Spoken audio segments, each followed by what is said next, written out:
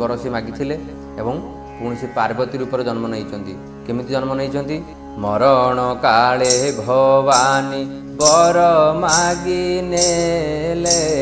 जन्म जन्म भक्ति मोर शिव पाद तले तेणु मरी हिमवंत घरे जन्मिले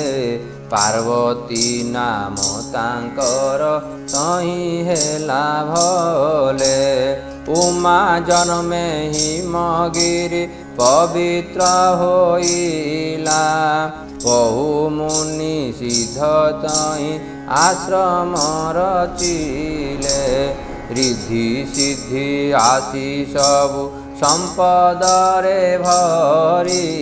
अति प्रसिद्ध बोइला निज हिमगिरी श्री